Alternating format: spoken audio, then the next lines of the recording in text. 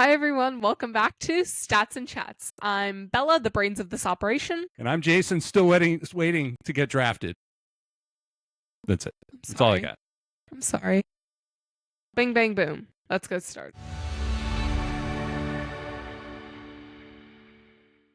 All right. Almost forgot again. What is going on with me? It's just I'm so excited about the NFL. I can't even focus. All right. Good to be back with everybody. This week, we've got an NFL draft recap with a few different storylines. We've got a quick update on both the NHL and NBA playoffs. We've got an April Major League Baseball kind of recap, and we've got a little Kentucky Derby. What are people that play baseball called again? Boys of the Summer or something like that? Oh, yeah. Boys of Summer. Boys of Summer. That's right. Just like in my mind, I was just like Bryan Adams. That is. Yeah. I'm sporting my Taylor Swift shirt today, if anybody can see. Shout out to Tay-Tay, my favorite. It's been a few weeks since we've included Taylor in the pod. To shout her out. She's good luck to me. So. That's great. Glad to have her. Welcome, Taylor. Tay-Tay. She says hi. Want to talk about swimming? Yeah. First long course swim meet was last weekend. It was quite uneventful, and I did pretty good. There you go. It was fire. It was fire. Yeah. A little afternoon meet. Yeah. Got a little sunny. Got acai bowls. Got a little hot. Yeah. Yeah, it was good. I felt like it was like a summer preview. That's right. I think it was. Yeah. The first bookend. Now we got the story to tell. Well, the story's never done. That's profound. Thanks. That's deep. Thanks. We watched the series finale of Modern Family. Oh my god, it made me cry. Don't watch it. It was good. I'm just kidding. Watch it. It was good. It was a good family show. I tried to get him to watch Georgie and Mandy's First Marriage from Young Sheldon, and he was not having it. I watched the second episode. It's not bad. You're just not giving it time to, like, kick in. Listen. Wait, can we watch Adolescence? Yeah. I really want to watch that. I think that's one we got to kind of prepare for. That is not a family sitcom. I know. But I don't need to prepare for it. You guys do. Okay. That's fine. Okay. So can you prepare faster? We'll put it on the list. Oh. But listen, Modern Family, any kids, any parents looking for something to watch together as a family. It's a national treasure. I'm going to take full credit for it. I think it was 11 seasons in total. 11 seasons. We watched every single episode. Some of us more than 5 times, I think. Oh, yeah. My sister, she's already, like, rewatching it. Yeah. Yeah. Hey, but there's worse things out there. Yeah. No, but great. Yeah, it's a great show. Yeah. It was a great family show. Yeah. And I introduced it. Go you. See? They're not all American Pie. Okay, let's get into... Wait, stat of the week. I know, that's exactly what I was going to say. 14. Cool. It's 14. What does 14 mean? Stat of the week this week is 14. It is the number of players that were drafted last weekend that played at Ohio State University. The most players from any one school during the 2025 draft. So 14 is your number of the week. Wait, for the college football national championship, it was Notre Dame and what's the other one? Ohio State one.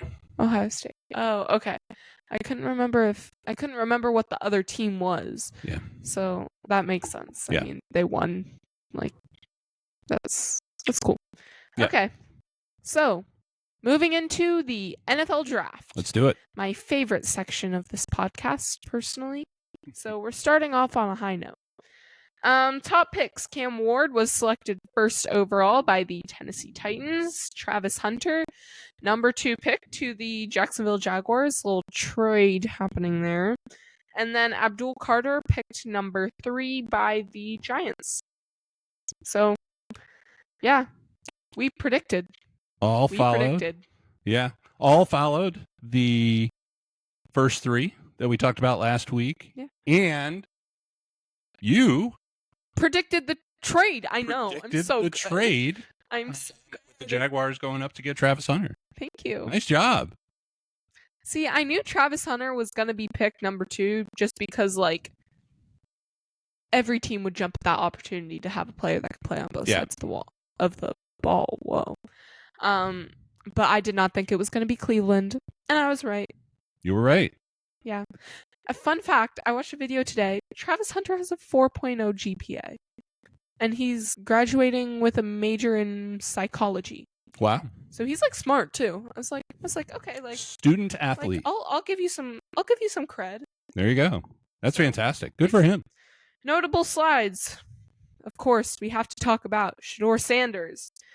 Falls to round number 5, picked number 144 by the Cleveland Browns. I have a couple of opinions on this. Personally, I think his ego was a little too big, and so a lot of teams did not want him because, yeah, and I don't think people wanted to deal with his father because, yeah, and I mean, there were like 5 other quarterbacks picked before him when he was arguably better than most of them, besides Cam Ward. So, yeah, the Browns, okay, the part of the reason I think the Browns picked him was, one, they had a big, like, quarterback flop. That's what I'm calling it. In 2022. Because, it just didn't really work out very well for them. But this season, they're kind of, like, changing that, but I feel like they're overcorrecting the issue. Because they got 2 quarterbacks during the, off-season through free agency, and then they just drafted 2 more quarterbacks. So I don't really know how this is gonna work out. I'm not gonna lie. It's kind of like they're starting from scratch, which I think is a good thing for like the future. I just don't know if it's the best idea to draft 2 quarterbacks, 2 rookie quarterbacks, especially when you already got 2 quarterbacks in free agency. Yeah, I think the good news for the Browns is they've got quarterbacks on the team, and they've got quarterbacks that can compete. They've got quarterbacks they can develop. They've got quarterbacks that can push each other. Yeah. The way it happened is kind of weird. Was unpredictable, and what the outcome will be. Well, and I think this is really good for that team and those players because low-key, Shedeur Sanders has some competition now. Like, I think being drafted 144 when some people were predicting you were going to be a top 10 pick and definitely like late first round at least, I think that's a hit to his ego. Yeah. So I've got some thoughts that I'm going to save till the end, but yeah, definitely some takeaways. Yeah. So I found a cool stat actually. Shedeur Sanders is only getting paid 34% of the Browns' salary cap, so it's kind of a risk-free thing that they have going on with him. Like, it's not like they're paying a lot of money for him like how they would if they got him during the first round or top 10. Sure. Like, it's low risk. It's not that big of a deal. Yeah. Like, if he flops as a rookie, it's not like it's the end of the world. Yeah. But then if he does really good, that's good for them because they're not spending 100% as much money on him. So yep. I thought that was a cool stat that I found. So yep. Had to share. I mean, it is stats and chats after all. So good stat. Yeah. Trades. So 5 trades occurred during the first round, which tied the record since 2016. So that's a lot. A lot of unexpected twists and turns, not gonna lie. Now, we're gonna talk about our biggest winner and biggest loser of the draft. Do you want to go first? Sure. Yeah, I think it was an interesting few days. Winner, so, man, a lot of takeaways and a lot of different ways you can look at this draft. I found it very interesting and very compelling. I think there's a few different teams that you could identify as winners and the biggest winners or the biggest losers. Biggest winner, I'm going to go with the Carolina Panthers. They went into this draft with massive needs because of mistakes made in previous drafts, including a huge trade with the Bears a few years ago that resulted in their picking Bryce Young as their number 1 draft pick, who still hasn't really panned out at quarterback. But I think they did a good job this year. They had 8 total picks because of trades with other teams. They needed strong impact players on both sides of the ball, and I think they did that. Round 1, they needed a weapon for Bryce Young. They got a great wide receiver out of Arizona, among the most productive in college football, 85th percentile or better among all NCAA wideouts. Round 2, they got a great edge, so they really strengthened their defense and defensive rush. Great edge out of Texas A&M. And then in round 3, they got another one. So they really strengthened that defensive line, and they got a weapon just in the first 3 rounds, a strong weapon for Bryce Young at wide receiver. So I think they added depth. They got great value for the picks they made, all ranked high for where they were picked. And I think all of the picks really have tremendous upside. So not only impacting now, but in the future. That's good. Who's your winner? I picked the Raiders because, first of all, they were like tied for the most picks in the draft. So they picked a lot of players, which is good because I think they needed a lot. I feel like they increased their offense significantly, specifically their running game, which they struggled a lot with. They got Ashton Genty in the first round, and I think I am totally for it.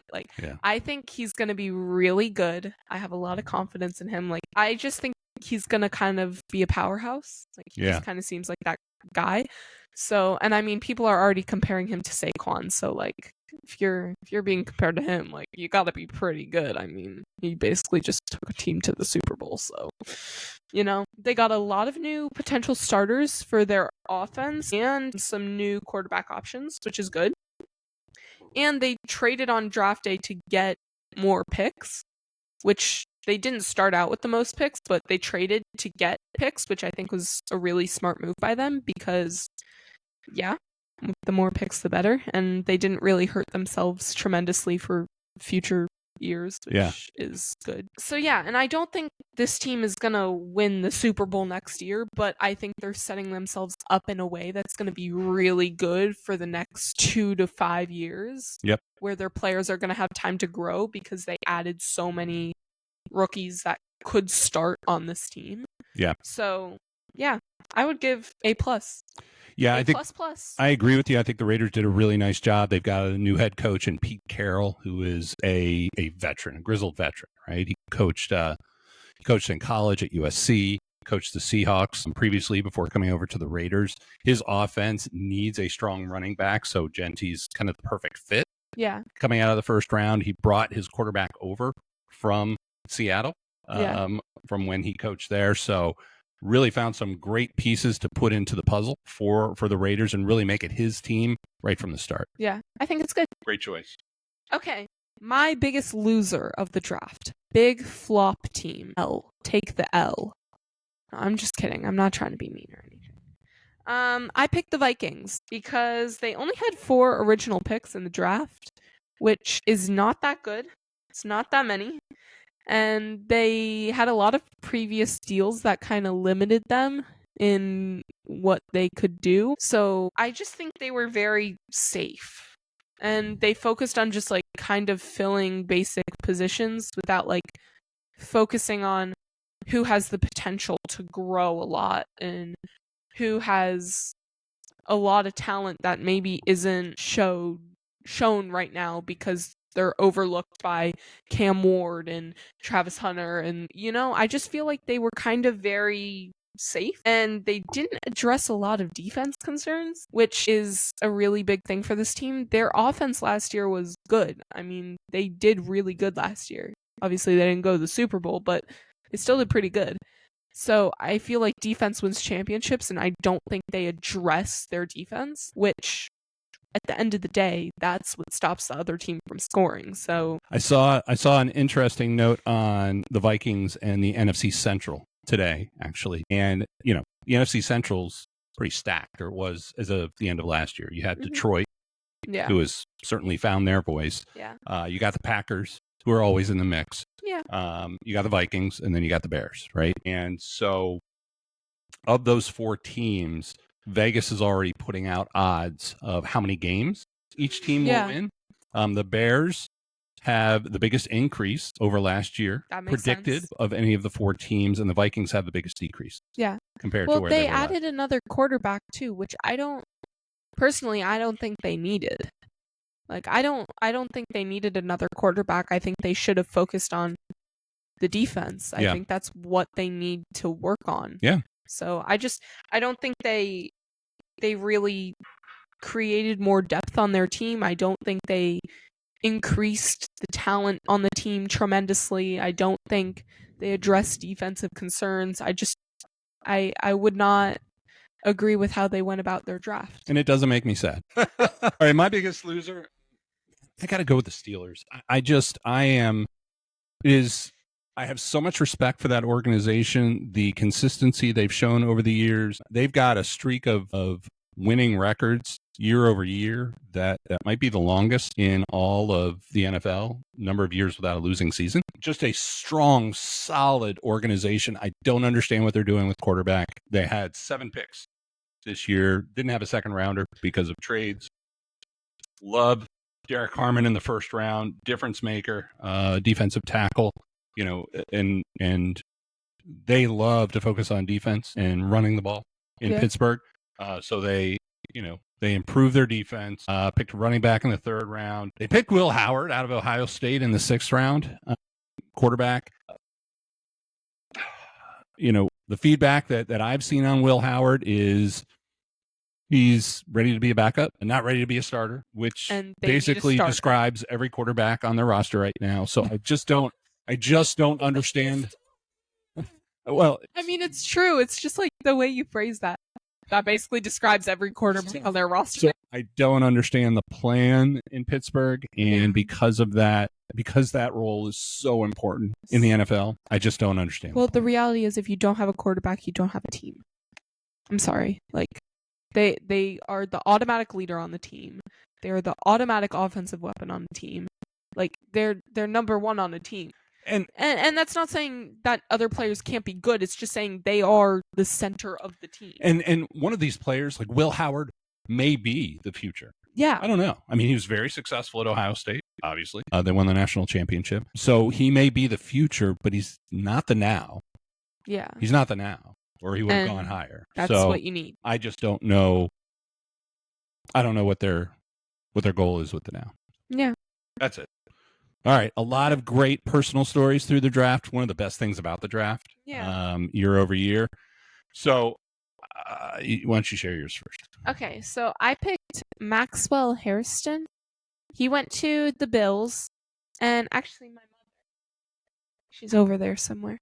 She sent me a clip of him that was just like, it was so sweet. So I had to shout it out. He basically called his, like, when the coach or the general manager of the team calls the player like right before they're about to be drafted, and they called him, and he basically was just like, thank you for giving me a chance, thank you for believing in me, like I'm ready to get to work. And I just think that's really sweet because it shows how like grateful he was just to be drafted. And I saw him, he was wearing a blue suit. First of all, love the suit, like fashionista. But he like every time somebody's name was called in like the top rounds in the, what is that called? Green room? In the green room, In the green room. He was sitting like right next to the tunnel where they like walk through. And every time somebody's name was called that was there, he went up and he gave them a hug and he was like, great job, man. So like then once his name was called, everybody was just like so happy for him because he just seems like a really nice guy. Man, so, when the players are cheering for each other, that's a really cool thing to see. Yeah. And he was like the biggest cheerleader in the room. He was cheering for everybody as they like got called. He got up and gave everybody a hug. Like it tells you what kind of teammate he's going to be, right? Yeah. Before he even gets on the team. Yeah. Yeah, really cool story. And really cool to see. I'm going to pick Derek Harmon again, who went to Pittsburgh in the first round. Defensive tackle out of Oregon. So some of you may have seen this story, some not, but unfortunately, Derek's mom, her name's Tiffany, was on life support and has been in the hospital, suffered a stroke in 2022, and has had health issues ever since, and was actually on life support at the hospital during the draft. And so Derek was picked, and he was on the phone with the press soon after he was picked, so they could, do an initial quick interview after he was drafted. And he shared the fact that his mom was on life support at the hospital and that he was going to be leaving to go see her and let her know that he had been drafted as soon as he hung up the phone, basically, and did that and went to the hospital and got to his mom and shared the news that he had been drafted. During that conversation with the press, he shared with them that she was really the driving force for him throughout his life and in his pursuit of this dream of being an NFL football player. And so he was able to get to the hospital. He shared the news with his mom, and it was soon after that his mom actually passed. It tugs at your heart a little bit, certainly as a parent. But it reminds, I think, all of us that these are real people, and real people with real stories, and including real challenges. And I just thought it was just a really special story. And, the mom almost willing herself to be there for that moment, I think was something really, really special, I'm sure, for her and for him and the whole family. So, yeah. Touching. Okay. Good stuff. Yeah. That's why we love the game. All right. So that's a bow on the NFL draft for now. We'll be back later for a few thoughts. Talk NBA. We are in the heat of the battle. Yes. Heat of the battle of the first round. So some amazing games over the last couple of weeks. Really interesting as you break down the Eastern Conference and the Western Conference, where the series are right now. 3 out of 4 series the leaders are up 3-1. That's the Celtics, Knicks, and Pacers in their series. And then in the West, we've got the Thunder that swept the Grizzlies really easily. And then we've got 2 series at 3-1 with the Timberwolves over the Lakers, which I think you've got more to talk about. And then the Warriors over the Rockets, which I think you are very excited about. And then yes. And then the Thunder, like I said, the Thunder took out the Grizzlies, and the Nuggets are tied up with the Clippers, 2-2. So a couple of notable performances. The Cavaliers sweeping the Heat in a 4-game series last night, finishing them off 138-83, which is just a staggering gap for a playoff series, like staggering. So I think Cleveland obviously in a great place going into the next round, and I don't know where the Heat are going to start or go to address some of their gaps going into the offseason, because that's pretty crazy, especially at the end of a 4-game sweep. Warriors and Rockets.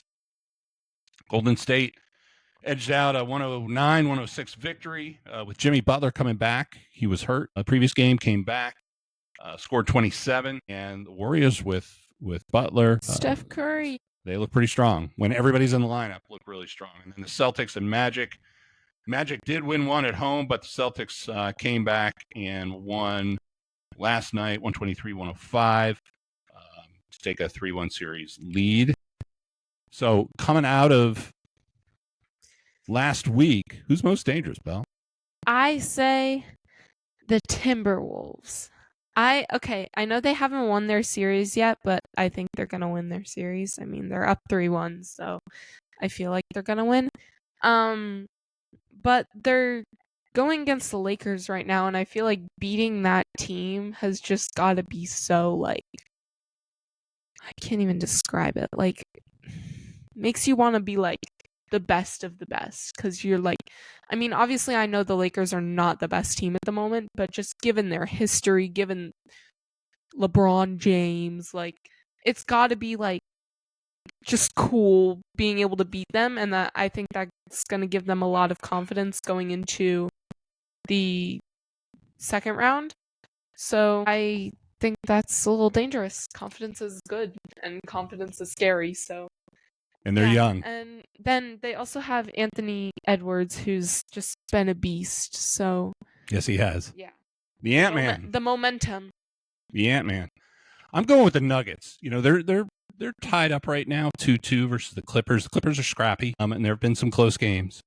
But I think when you look at their lineup, and you know they've given up some leads, but then they've also come back to win a couple of games, including that buzzer beater the other night with Aaron Gordon putting in Jokic's three-pointer at the end of the game, just as the buzzer sounded, to win the game. I think when you look at their lineup, Jamal Murray, Michael Porter Jr., Aaron Gordon, and then Nikolai Jokic, I think when they're all on full cylinders, they're tough to beat. So I think they're going to finish off the Clippers this week, and then I think they're going to be ready for the Thunder. I think sometimes rests are good in the playoffs, and I think sometimes it kind of stops momentum a little bit. Yeah.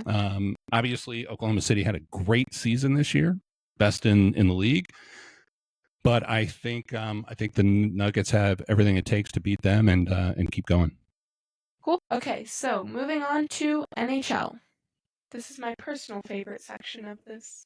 Wait, I guess I said that with football. This is my second favorite section. Second favorite section? Yes. Only because I like hockey, which I guess is obvious if I like it, but you get the point. Okay, so Eastern Conference. Fun fact, all of these teams that are leading 3-1, which I think is kind of funny. Amazing. So Maple Leafs leading Senators. Ottawa. It's weird. Hurricanes leading Devils, Panthers leading Lightning, Capitals leading Canadiens. In Western Conference, Stars lead Avalanche. Some of these names are so weird. 3-2. And then Jets and Blues tied, Oilers and Kings tied, Golden Knights and Wild tied, all 2-2. 2-2, Little Princess 2-2. Sorry. So some notable performances. The Panthers versus the Lightning. Game 4. Florida rallied with 2 goals in 11 seconds during the third period to secure a 4-2 victory. Crazy, man. Taking a 3-1 series lead, which is crazy. Last 4 minutes of the game. After Tampa scored 2 in 11 seconds in the second period. Yeah. Crazy. Weird. Stars and Avalanche. Game 5, Dallas dominated with a 6-2 win, highlighted by Wyatt Johnston. I like that name. Wyatt Johnston's goal just 9 seconds into the game, the fastest in Stars playoff history. It was crazy. That's. Did you see that? No, I missed that one. I was watching the Florida game. Right after the face-off. It was right after the Florida game. Right after the face-off, they passed it up the ice, took a shot, went right in. Actually, it went right between the goalie and the side. That's cool. Yeah, it was crazy. That's really fast, actually. Super fast. Like, I couldn't believe it because, yeah. Really fast. Okay, so, opinions. Team most likely to be in the Stanley Cup Finals. My turn. I'm going to go first. Do it. Okay. So, I said the Panthers. They have banged the Lightning up. They've played very well and very physical. They're not afraid to play, like, a little dirty. Yeah, I think they've got that reputation. Very aggressive, very violent. And I think this causes some teams to be hesitant going against them. Mm-hmm. And I think that's good for the Panthers. Because when teams are hesitant, you play better. So I think they just have an intimidation factor that's really good and really beneficial. And they're able to score and score under pressure, as seen in the Lightning game with 2 goals in 11 seconds. Yeah. And they're beasts in the playoffs. Like, they've been to the Stanley Cup Finals before multiple times in the last, 5 years? Yep. So they know what the playoffs is like. They know what the Stanley Cup is like. I think they can just taste it. Like they've been there Defending before. champs, right? They want it. Yeah. Yeah. The only thing that I'm a little concerned about is the violent and maybe aggressive behavior going to bite them in the butt. Yeah. Because there was an instance in the Lightning game where one of the Lightning players fell down. He was on his knees against the board on the side, and the Panthers player, I can't think of his name, took like 2 steps on his skates and then rammed into the guy in the side wall, rammed into his head. Like, if it was an inch different, could have broken his neck. Like, very aggressive, and it was very clear that it was premeditated, that he thought about it beforehand. Like, it was not like in the heat of the moment, like, thought he was standing, like, there were clear steps taken, and then he hit him. So premeditated. Yeah, players can get ejected for that. So you don't want to hurt your team by being too aggressive and then getting ejected and not being able to play. Yeah. So that would be my biggest concern with that team, because they're aggressive. They are very aggressive. Yeah. They like to announce their presence with authority. Yes. That's out of a movie. I can't remember which one. Yeah. That's out of a movie? Yeah. I like that. Oh, you know what? I think it's. Oh my gosh. Crash Davis. No, not Field of Dreams. It's the other one. Can't think of it. It'll come later. Bull Durham. That's it. Bull Durham. Have you seen that movie? No. Yeah. Might not be time yet. Great movie, though. Great baseball movie. Oh. Yeah, I love that movie. So, anyway, my most dangerous team, just going to agree with you. I think, the Panthers, listen, they're defending champs. They are strong. They are scrappy. They made a couple of key trades before the trade deadline to really solidify the depth on the team. They've been there. They've got experience. They're scrappy, bordering on dirty. They intimidate other teams. I think listen, it looked like we were going to go back to Tampa tied 2-2 last night until the last 4 minutes. And then they just decided to win. So I'm going to go with you as well. And they just decided to win. And they did. So, yeah, I'm with you. Okay. We'll see. Let's talk baseball. Baseball. Boys of summer. Boys of summer. All right. So we are wrapping up the first full month of the season. For the most part, I think, the teams that we expected to be near the top or at the top are there. Yankees leading the AL East. You got the Mariners, AL West. I think the Tigers a little bit of a surprise, especially up 3 games over the Guardians through the first month of the season. Is a nice story. National League, Dodgers, you expected them there, although they weren't a couple of weeks in with a Padres strong start, but the Padres have already kind of taken a couple steps back on a 4-game losing streak right now. So the Dodgers take the lead in the NL West, which you would have predicted with the Giants tied with them. You got the Cubs. Cubbies. I knew you were going to pick that one next. Cubbies. Coming out of April, leading the NL Central. However, we are not taking our eye off of the Cincinnati Reds, who are just a game behind. I think there's some Red fans out there that are closely watching that one. But Cincinnati fans. Yes. Shout out to you. I know you listen to this. There you go. But man, I think I'm going to close out the standings piece of this with the New York Mets. 20-9, the best record in baseball right now coming out of April. The Mets are truly amazing coming out of April. The amazing Mets. Is that like a thing? It's a thing. Oh, I thought you were trying to make what joke did you make the other day with Maze? Oh, we were at Epcot with the maze, and you said, "Oh, the maze is amazing." I did say that. Yes. I was like, "What joke are you trying to make? It's the Mets, not a maze." Yeah. But it is amazing. Yeah. All right. So, other team performances: Yankees and Dodgers at the top. Like I said, Tigers up on the AL Central. Cubs.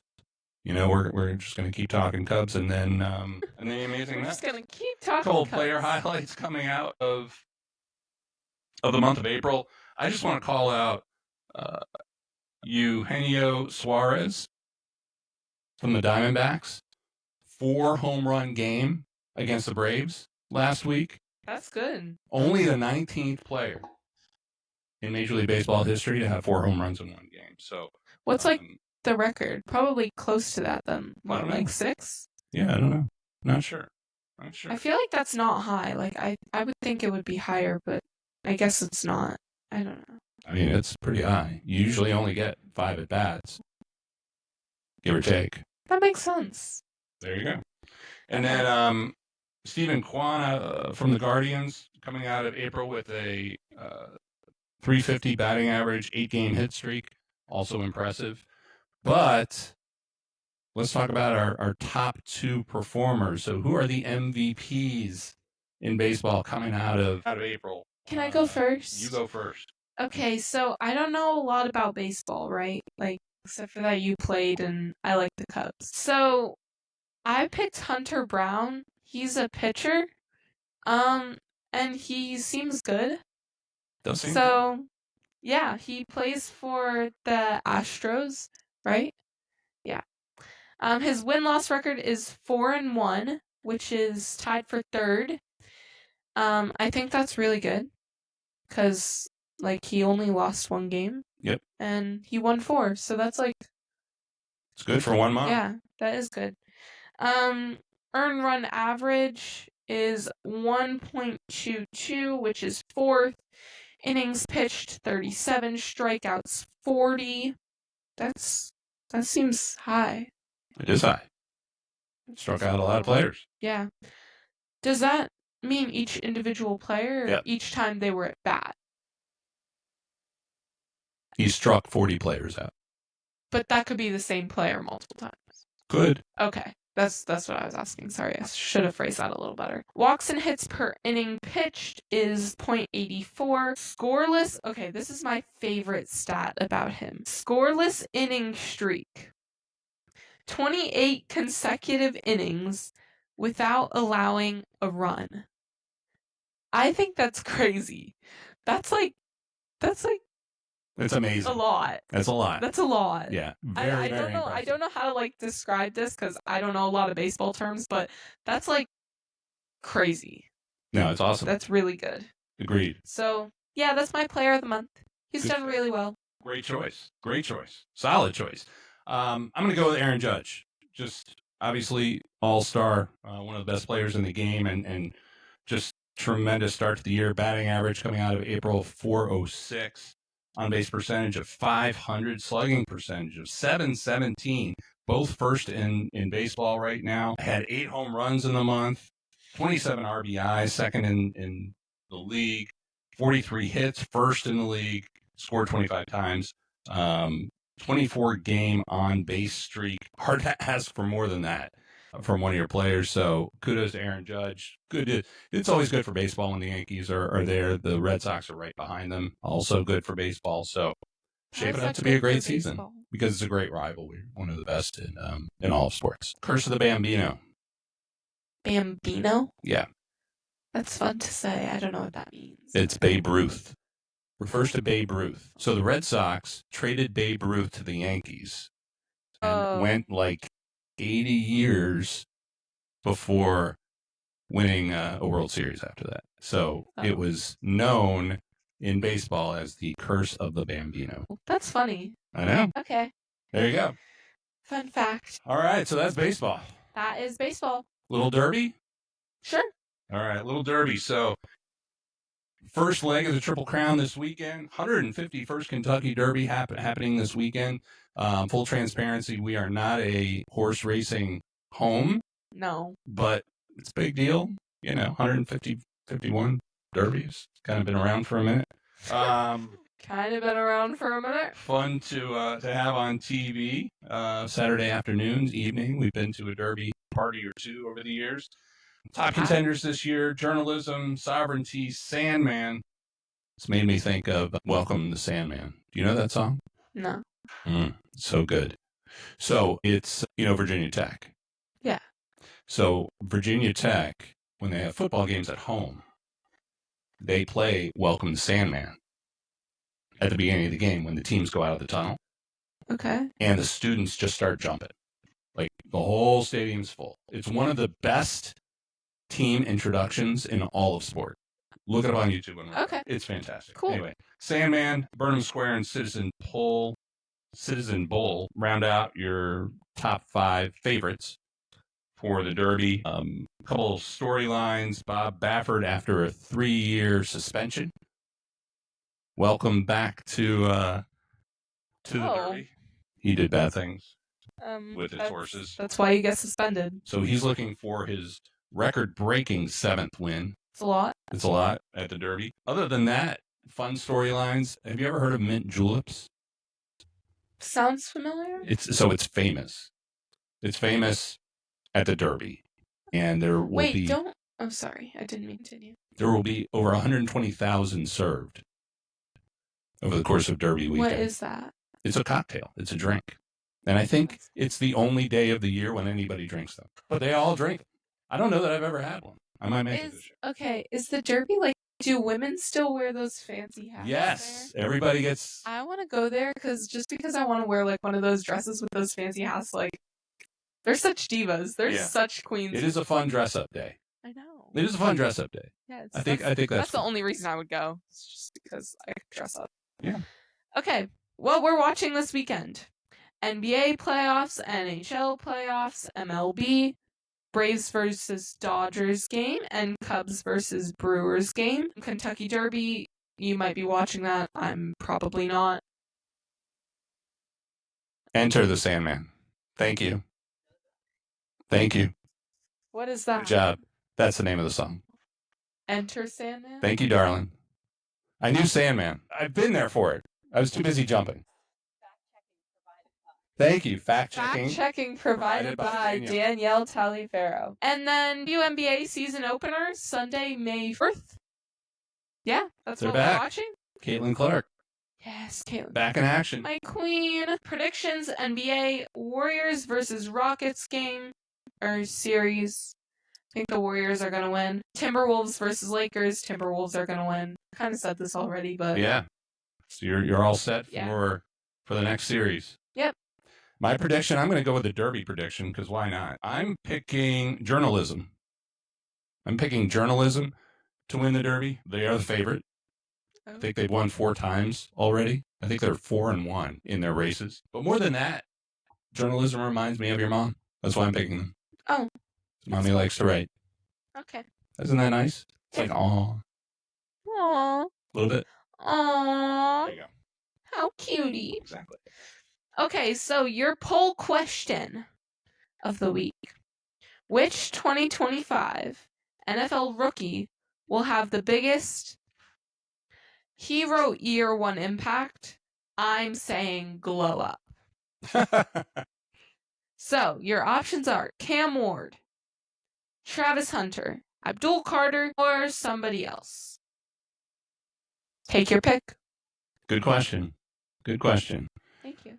All right, before we wrap it up, I'm going to ask everybody just to bear with me for a minute. This is Stats and Chats, father-daughter take on sports and life. And as I was sharing with Bella a little bit earlier today, I came out of last weekend wearing my father hat for a minute. She can tell you, and everybody else in our family can tell you, I appreciate teachable moments. And I feel like coming out of last weekend, there were a couple. And I was thinking about them and thinking about exactly what they were. And I just want to share my perspective. So bear with me for a couple of minutes, because I think a couple of really significant things happened over the weekend that caused me to pause for a second. So first, Shedeur Sanders. And obviously the news of the weekend that overwhelmed basically everything else that was going on at the draft was the fact that Shedeur Sanders was not only not picked in the first round, but he wasn't picked in the second round, wasn't picked in the third round. In fact, he wasn't picked until the 5th round. And so as the slide kept going, more and more questions started being answered by people that weren't Shedeur Sanders or weren't the coaches or front office personnel that were making these decisions, but others that were connected to one or the other or both. I think the bottom line is everybody agreed to the fact that Shedeur Sanders is talented.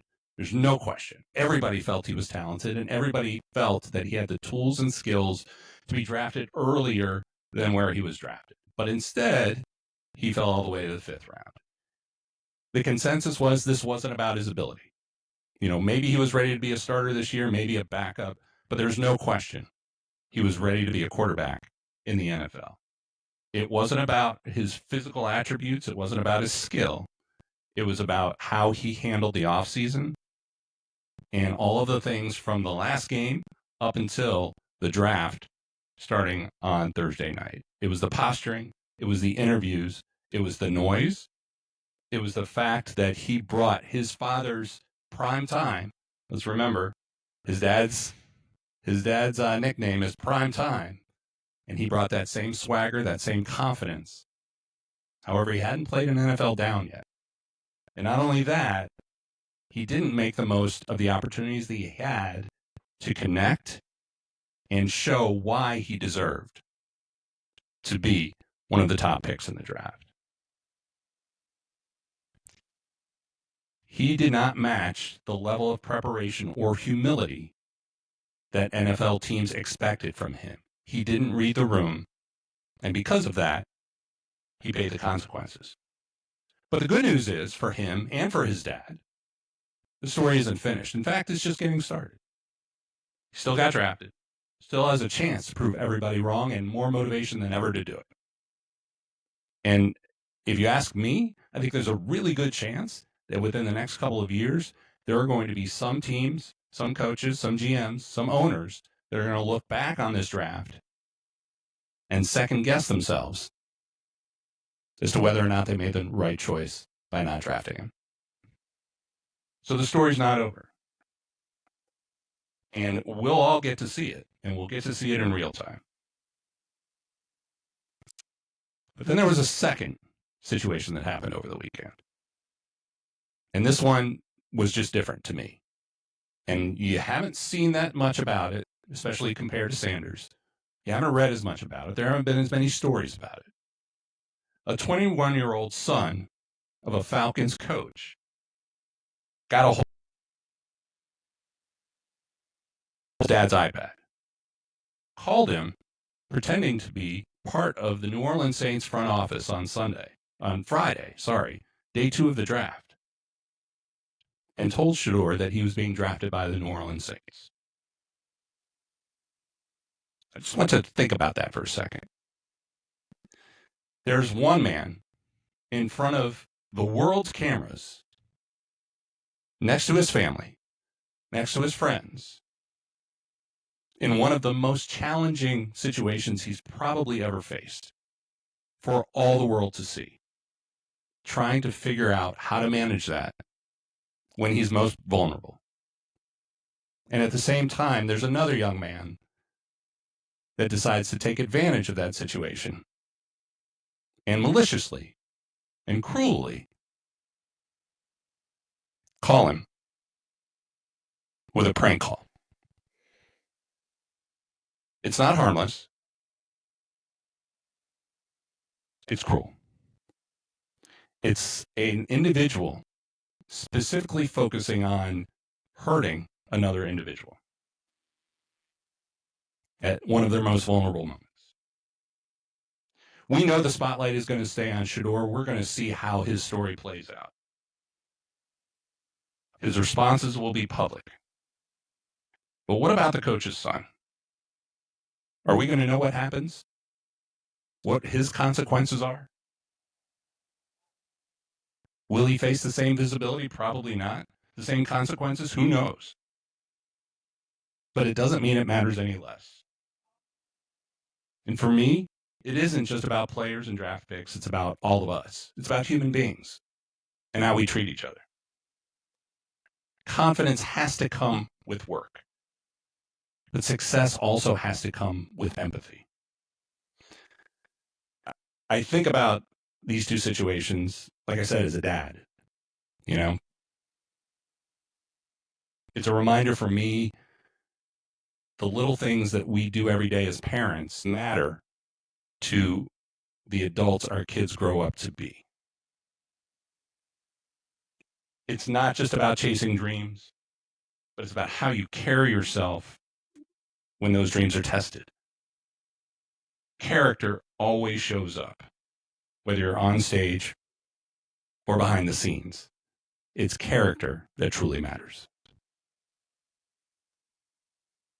That's it. Congrats. Well, thanks. It's a good message. It's a good message. Thanks. I can tell you thought about it a lot. I did. I think it's important. So with that, thank you all for listening. Have an amazing day. Oh my God, that was just deja vu for my principal telling us all to have an amazing day every day at 7:20 a.m. Thanks for listening, everybody. See you next time. Follow us on everything. Bye!